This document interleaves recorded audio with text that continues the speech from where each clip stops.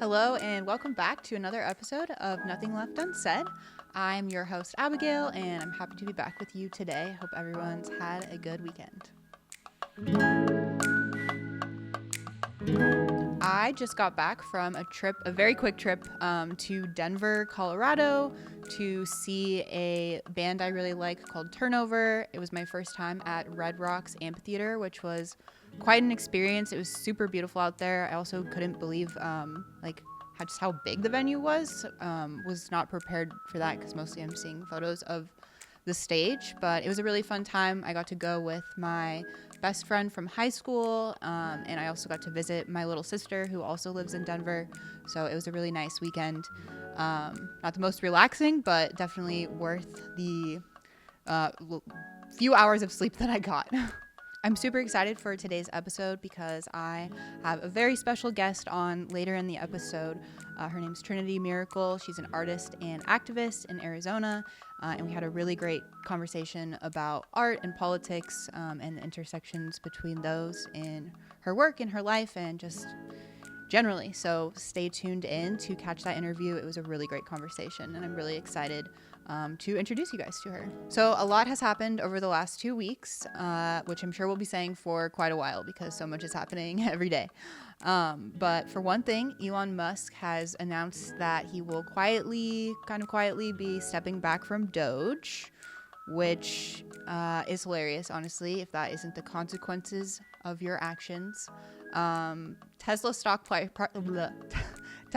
prices have been plummeting for months. Cybertrucks are getting vandalized, and people are trolling Elon Musk on the internet. He is stepping down now after failing to accomplish his goals of reducing the budget or the debt by $1 trillion or whatever, and leaving systems that people rely on, like Social Security, in complete shambles. So now he's stepping back because his investors are anxious because he's really unpopular. People hate him. He's destroying lives. And that's apparently not good for stock prices. I think the biggest takeaway that we should get from this is that trolling these fascists on the internet works, and we should do more of it. We should do it frequently. There's a lot more of these people in government in positions of power that we need to be very mean to because they have small little egos and they're tiny men who literally stand for nothing other than greed and money. So let's continue to harass them. They're very insecure. They're very sensitive. Pull out your phones. Put your best trolling to work. Another thing that is not changing is the tariffs, the chaos of the tariffs. A funny thing that happened a couple weeks ago was it was reported that Amazon was going to increase in their prices when they're listing how much prices are going up, that these prices are increasing due to the tariffs. The White House immediately freaked out and called it like an act of political enemy, hostile and political act. Very serious, everyone. Telling people that prices are going up, which they are, because Trump's putting tariffs on everything, which he is a hostile and political act. What's not a hostile and political act, apparently, is forcing Americans who are already struggling to pay bills and feed their families to pay even more because he has a ego thing about tariffs and is an idiot, frankly. Doesn't know what he's doing with them. Even further, Trump's actually mocking us. He's going on crazy rants about how American children have too many pencils, and he's saying like, it's okay that we're raising prices on everything because that'll just mean that kids have 1 or 2 fewer dolls. I can think of a whole lot of billionaires that could have a lot fewer yachts. And speaking of little men, Donald Trump is very busy planning his Super Sweet 16. He's planning a massive military parade through Washington, D.C. I feel like there's probably better things we could be spending taxpayer dollars on if only we had Elon Musk in charge of government efficiency around to help us out with this little one. But yeah, that's obnoxious. And Donald Trump, like I said, big ego, kind continue bullying him on the internet and for his big day, his big birthday. So here's the Donald Trump super sweet 16 stats. A military parade with more than 6,600 soldiers. At least 150 vehicles, 50 helicopters, 7 bands, and potentially a few thousand. Okay, this is actually not compelling. Skip that. There's no like numbers. No, I just said the numbers. Like 58 million. 58 million what? Dollars tax. Oh, I don't have the numbers. Search that, 'cause I think it's important. Trump's birthday. All right, let's Google that shit. Likely cost tens of millions of dollars. It would likely cost tens of.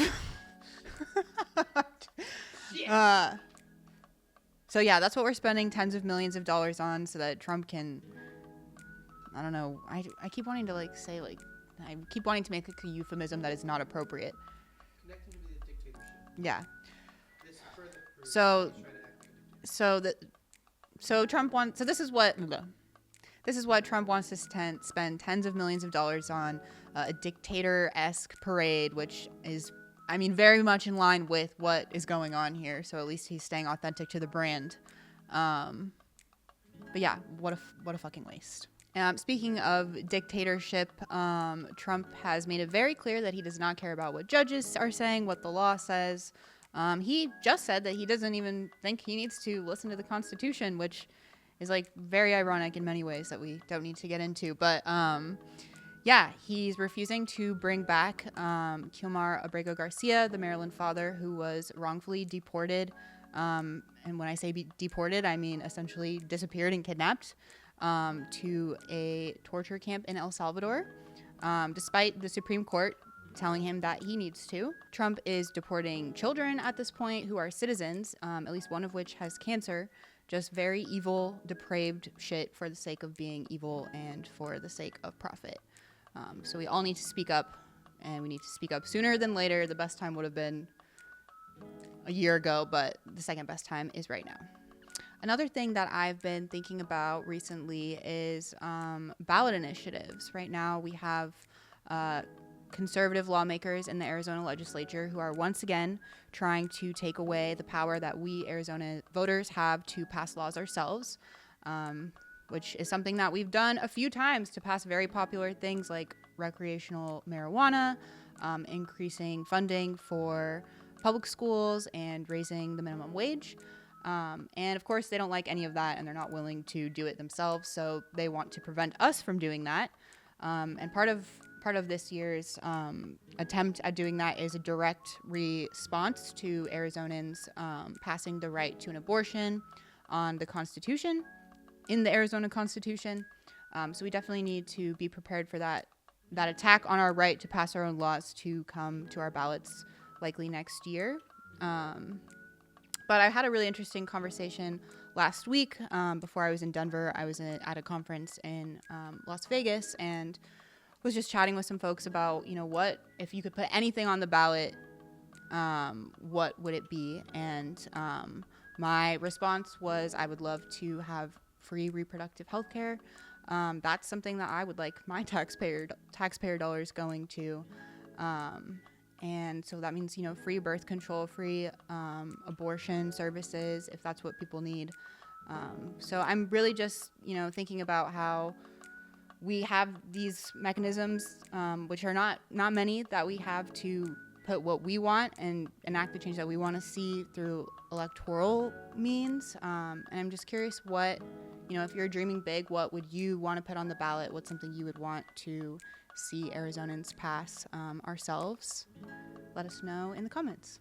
So I am recording this on the day of the Met Gala, which is always kind of an exciting night. Get to see all of the crazy fun looks that people put together.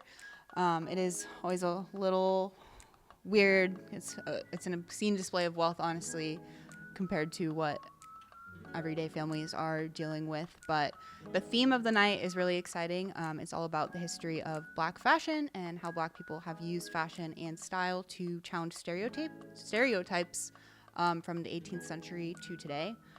So I'm super excited to see the looks from everyone, and it's great to see Black designers and Black fashion getting some of the front stage recognition that they deserve.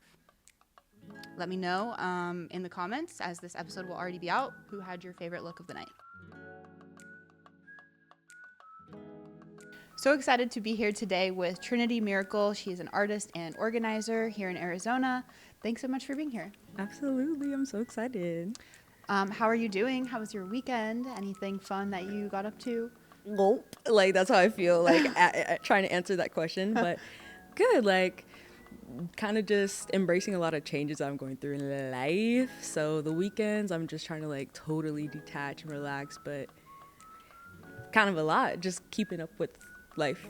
Yeah, there's so much, I feel like, in the world, and then just adding, like, your personal life on top of it. There's a lot. Absolutely. Lots of changes. How have you been? I've been good. Also, lots of changes that I've been dealing with, and unfortunately have not really been taking the time to relax on the weekends. I've been very in go mode, whether it's like work travel or personal travel, but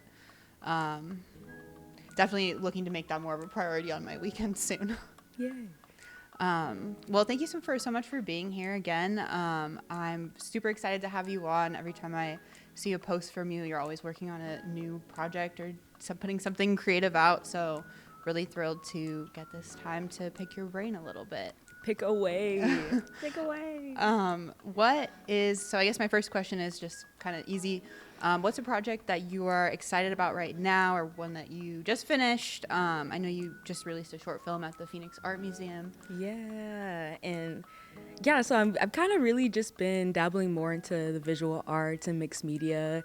Like, I always loved visual art, been a big fan, but I'm like, I suck at drawing. I don't have the patience. I don't have like the drive. I can't paint. I'm like, I don't work well with clay. Like, where do I like exist in this visual art realm? So now I'm like finally getting to my sweet spot. So that's been the short film called A Black Bicentennial that I created in a project with Black River Life, an organization down here in Phoenix. And so doing more of that, and as well as sculpting. I have a show May 17th, depending on when this comes out. Okay. But that will be at the Audubon Center, where I'll be showcasing my first sculpture piece. Very exciting. Very exciting. Yeah, it definitely seems like your pieces are much more like less like fine art, but more like visual performances and like using your body and doing modeling and doing spoken word. So that's very cool and very exciting. Yeah. Sculpting's really interesting to me. Mm-hmm. How long have you been doing that? Well, really, this is like the first big project that I gave it a shot with, and I love upcycled materials. So essentially the project is called Kemet's Key, and I use like about 600 to 700 keys to like create this form. So I really have found that like using upcycled discarded materials is really activating, and it really feels inspiring. So I love that. I have a few friends that do similar, like using upcycled materials, and it's really cool to see what people can create with stuff that we already have around, instead of necessarily like creating new stuff. Or I don't know, seems like a very sustainable way to look at it. And also there's so much things attached to like these objects that we find. So yeah, very cool. I saw the preview that you posted on Instagram, and the piece looks really, really cool. Yay, thank you. I'm so excited. Yeah. We'll definitely make sure to put the info for that show in the notes. Okay, another question I have is what conversations or movements are inspiring you right now, whether it's in politics or in art? I really, really love this question.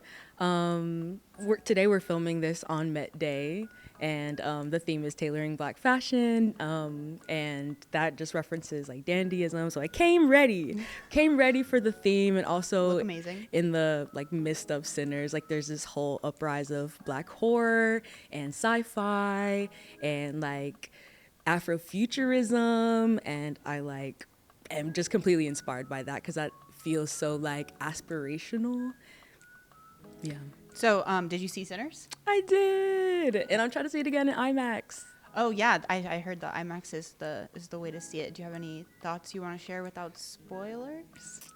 Yeah, I actually shed a single tear, guys. Like, I'm such a bad movie crier. Like, if you tell me that you cried, I just know that I'm gonna cry like 10 times more. I'm like, oh, great. So even if it's a happy movie, I cry. But I digress. I relate to that. I relate to that. Oh, so yeah, like I love the representation that it had for hoodoo and African American folklore and root work. And as like someone who practices that and is deeply influenced by my ancestry, and it's something that I incorporate within my own art, I was like, whoa, like I never seen that in a big picture film before. So goosebumps. Yeah, that's really awesome. I think that kind of leads into another question I had, which is, what is the difference for you between visibility and power?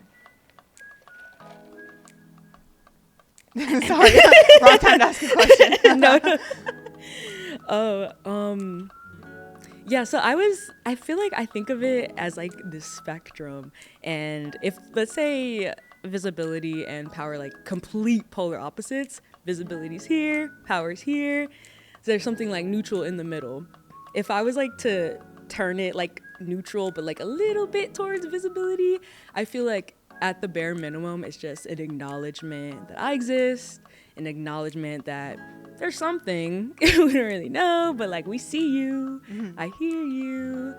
And going back to Sinners too, like an example would be like, we know that it's a movie, and at the bare minimum it would be acknowledging like that this is a Black film. But like on the other side, if I was to go a little bit more towards power, it's like not only do we recognize you, but we also want to pay you, we also want to give you the resources, and we want to give you the opportunity to continue the legacy. So I think the difference is like simply like acknowledging something for what it is and be like, I see you, but I might disagree. Power's like, even if I do disagree, you deserve it because, yeah, exactly. That makes a lot of sense. I haven't seen the movie yet, but I definitely want to catch it in IMAX for sure.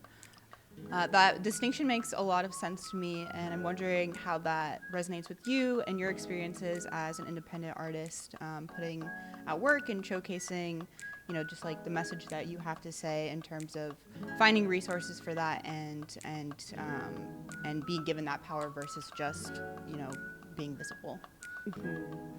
Yeah, I think in general, resources for artists are very skim, and they're highly competitive too, and they don't always pay that well. But within the past year, I would say 2024 was like my first time where I kind of had an aha moment of like, whoa, I'm a working artist. Like I'm actually like making gigs. I'm like booking stuff, like kind of a lot. Super awesome. Yeah, so I had like that, like kind of like shock moment for sure.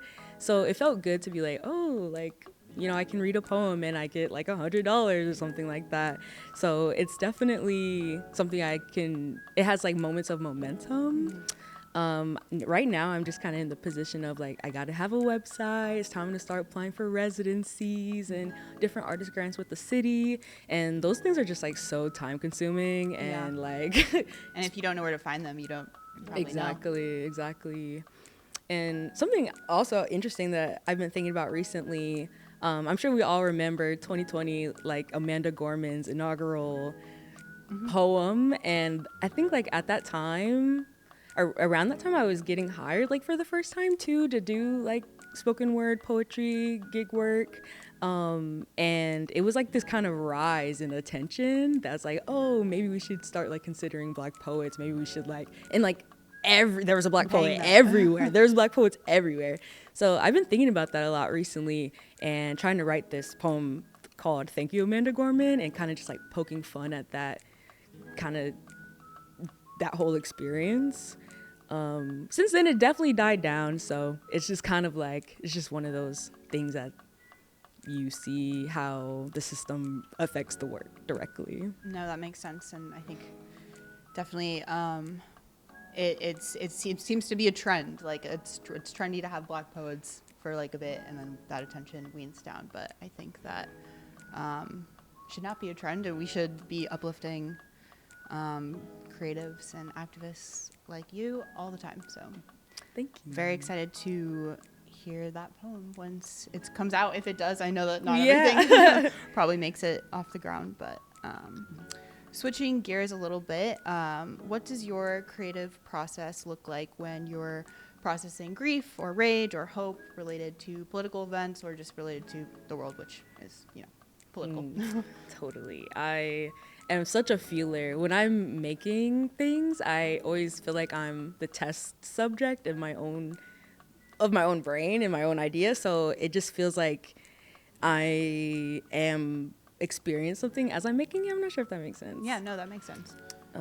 I forgot your question. I was that I think that definitely comes through. I actually had a question about like who your primary audience is when you're creating what your various through your various mediums. Yeah, I think definitely Black people, definitely my family in the South, in Texas. A lot of my work reflects my heritage, matriarch, just really my roots and my relationship to grief. And I'm someone that grieves a lot. It's ongoing, and also grieving land, grieving place as we shift through a time where gentrification is happening everywhere.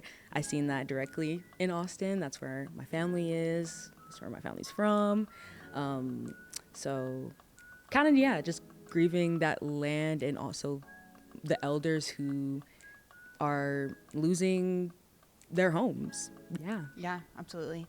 I think, when I like see a lot of the stuff that you put out, definitely like the themes of lineage and stuff definitely come through. And I think one of the things I like about a lot of like the modeling and stuff that you've done is like that they're all very like self-styled and self-produced, which I really love. And it almost seems like you yourself are like your initial audience, which is kind of sounded like what you were saying is experiencing the pieces that you're making as you're creating them. So And I grew up a theater kid all the way. Like I love Best playing friends. different yes and a student council kid. That's a whole nother Lord the intersection. Oh yeah. But like I had that in me, so I love playing different characters. I love dressing up, and fashion is definitely like a vessel, and I think like being able to capture self-portraits with whatever I have in my home,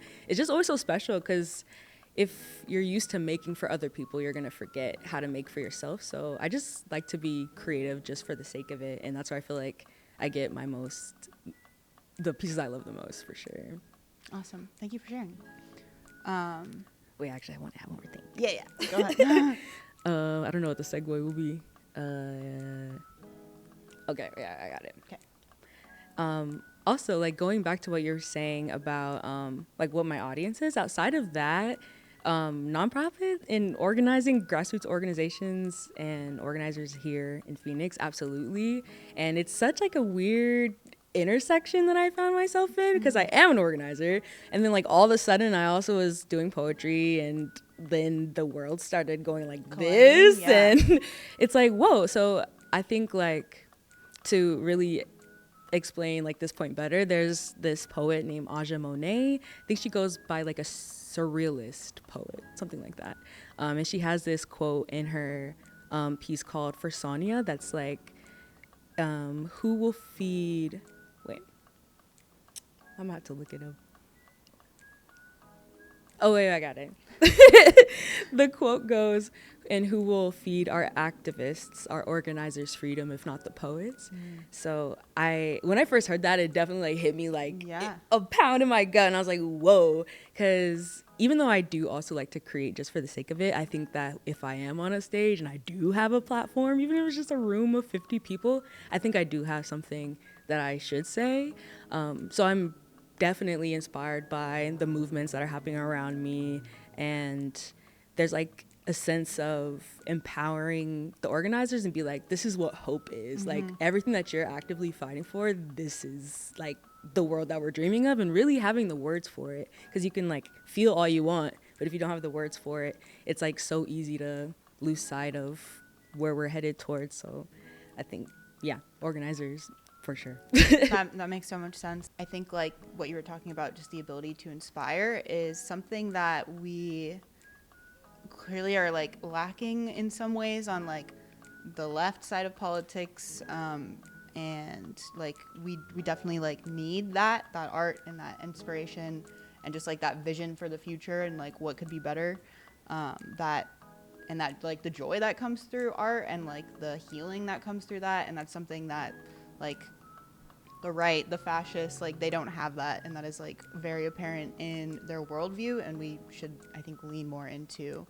to uplifting artists and having them central in our spaces and like leading the spaces even. So that resonates with me a lot. Yeah, even like when I first started feeling like I had some sort of artist identity, in my like original artist statement, it was like my art it was my art exists at the center. It was what was it? What the heck? Okay.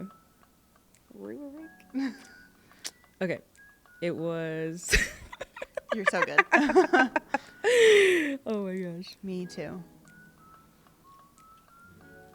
Okay.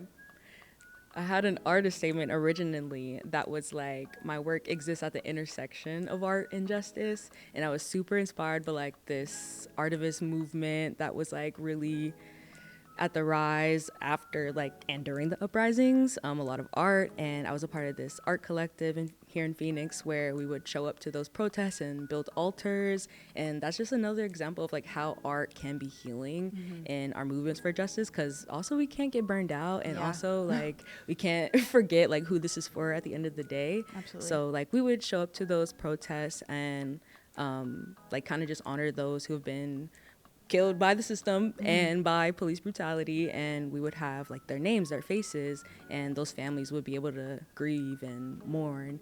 So how can we use art to create messages that mobilize the community to come together?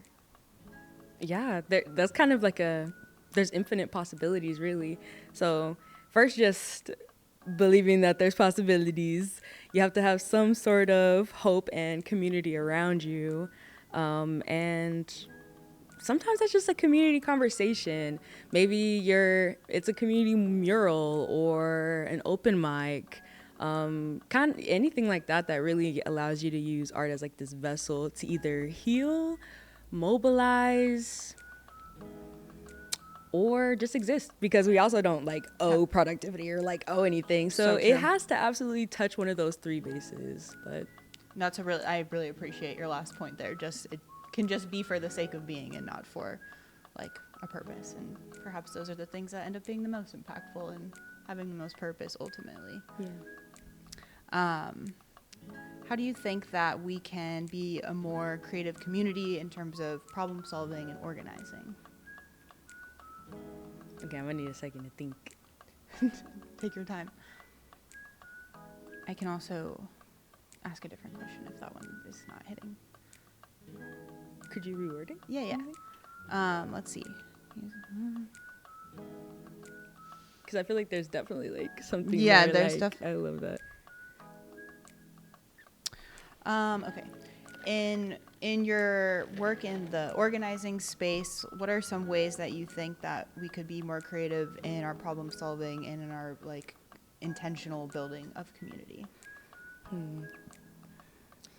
First thing that's coming to mind is like not extracting information and then going nowhere with it. So like I see a lot, there's organizations who like send polls or community surveys and things like that, and we promise so much. We can easily like, we're gonna fix everything for you, like yay, housing and everything, but like they're so used to that extracting that information and their material conditions aren't changing.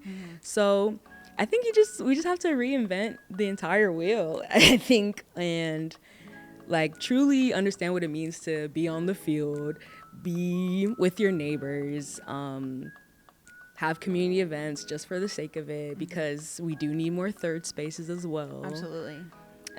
So even though we can't maybe like get, I don't want to say it.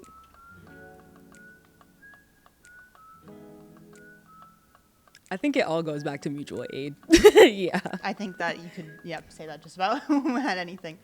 Are there any mutual aid organizations that you work with in particular or that you want to plug? I can definitely plug. There's Feed Phoenix. Also, if you want to have a community fridge, they're getting scarce. They're kind of slowly disappearing. And I think that was another example, like going back to what we were saying earlier, like we can't always like act in sense of urgency, and if like everybody is like on fight or flight, then like we still need to have sustainable movements after that. Totally. So if you check out Feed Phoenix if you're interested in either having a community fridge or just look for where you can bring your leftovers or anything like that. Yeah, I actually was. I'm about to move, but I was thinking that when I move and I have a little bit of a bigger space, it would be fun to have like a gathering with friends, maybe a couple times a month, where we just like cook some food together and take some to the nearest by fridge. But Yeah. I know there's definitely some resources too for people who are interested or like are able to set up fridges on their like property or in their neighborhood. So I'll try to find some of that to plug as well. Sweet. Also, it sounded like you had more to say, so I didn't mean to fully cut you No, off. it kind of just like was cycling through the brain. Understood. Also, it's getting close to summer, so a lot of water drives. Yes. Yeah. Yeah. Water. Water. Water and shade. Water and shade for sure. So what, I guess, on a different note, I'm wondering what does a win look like for you these days, whether it's creatively or politically? What I'm kind of just manifesting, I want a solo show. Shameless Anybody out there who Shameless wants to give plug. Trinity a solo show? Yeah, like I would love to solo I'm sure exhibit. there's somebody listening. Yeah, so that's definitely like that would be a win for me because like I'm kind of just now like gathering everything that I've ever made, and like I said, I was like making my website, so I'm like being forced to just be like, let's archive everything that I have. Social media is also not forever, and I need to have an identity outside of that. So true. So I hope it's not forever. right, that would be nice. Our brains weren't meant for this. Oh yeah, the brain rot that I have. Vine still lives rent free in my head. Vine, oh my goodness. I was just referencing Vine the other day to somebody, and they were a bit younger, and they were like, "What is that?" Like, It happens to me all the time. There a little bit. Like Hurricane Tortilla. Like, are you kidding me? Original brain rot. Yes. Yeah, I forgot what we were talking about. Oh no, But I love it. Yeah, no, totally good. I was wondering about a win. What does winning look like? Oh for you yeah, right yeah, now? totally. Politically, in art, just in life, even. Yeah, just more making, more resources, and politically. Oh man. Yeah. Praying for awareness. Really trying to talk to my friends and family so they understand the conditions that we're in. I've even saw like my local flower shops being like, sorry, we're gonna have to raise the price on our flowers because of the tariffs, and Yeah. like a flower shop, Yeah. flower shop. So It'll be interesting to see how things shift when prices start going up and some of these policies start impacting people that haven't been previously impacted, and maybe they'll start to care. But Yeah. the tariff stuff is just such whiplash. yeah. I don't even know what to say. It's worrying. I'm literally moving apartments, not because like my rent is really going up where I'm at, but I'm just like anticipating that prices in general are going to get more expensive. So it would be nice to save a little bit on rent in advance of that. And we're both like in the middle of moving too. Yep. I'm like, so it does feel scary, and everybody around me is like, are you sure you No, want to do that? seriously. And I'm like, yeah. Now or never. Yeah, pretty much. Well, I hope that your move goes smoothly, and everything else calms down. But definitely really thrilled that we got to have you on, or I got to have you on. I don't know who we is, but I got to have you on, and it was a really nice to chat with you. And definitely, where can people find you? You mentioned your event on May 17th, I believe, at the Yes. Audubon Center, but is there anywhere else we can send people to find your work? Yeah, really, I'm just on Instagram right now. So my username is @Trinity Miracle. pretty easy to find me. Put it in the notes. And soon you'll be able to find my website at trinitymiracle.studio. So just refresh the browser a couple times. You might find it. Super exciting. I'm excited to see what your website looks like because I'm sure that it will be designed beautifully. So super exciting. Thank you so much for being here. I really appreciate it. It was so fun. Now, to close the episode off, I just wanted to give a quick recap of the May Day rally here in Phoenix last week. It was an amazing crowd. We had, I believe, over 4,000 people show up on a Thursday, middle of the work week, to make their voices heard and reject the hateful policies by Trump and the exploitation by billionaires, but more importantly, to stand with workers, to stand with immigrants, and to stand against the genocide going on in Palestine. So thank you to everyone who came out. The energy was incredible. I think what really stuck with me was just seeing people kind of dancing and just leaning into the joyful side of community and being with each other, and standing up to all of the horrible shit that's going on. And that joy is something we need to lean into. As I kind of said earlier, that's something that the other side does not have, and that, I think, is what will carry us through. So once again, thank you for being there. It was an incredible day. Some other good news as a little treat. Katie Hobbs vetoed a couple of other horrible immigration bills that would have supported ICE and Trump and his deplorable agenda. So shout out to her for that. We need to keep seeing more of that action from her. Veto this shit left and right. Kill those bills. So that's a bit of good news. And that is exactly the kind of action that we need to see from Katie Hobbs as she's dealing with budget negotiations with conservative lawmakers who are trying to put vouchers, universal vouchers, in the Arizona Constitution, which, if you don't know, universal vouchers are bankrupting our public schools, and they are essentially a coupon for wealthy, rich white kids to go to private schools and get private school owners wealthy. So that's what we need to see from her. It's really important that she does not roll over to them on their agenda and keep standing up for us. And in other good news, Palestinian student activist from Colombia, Mohsen Madawi, was just released from ICE detention. And I think that his message is something that we should all carry with us. He, was detained for using his freedom of speech. And his message was very clear after he came out of the jail that he was being held at. And that was, I'm not afraid of you, Trump. I'm not afraid of your agenda. And I think that that's something that we all need to really embrace. The thing is that Trump and his regime, they're testing us. They're testing us to see what we're willing to accept. It started with targeting Palestinian student protesters, but that needle is being moved, and it's being moved very quickly. So now's the time to get loud. Now is not the time.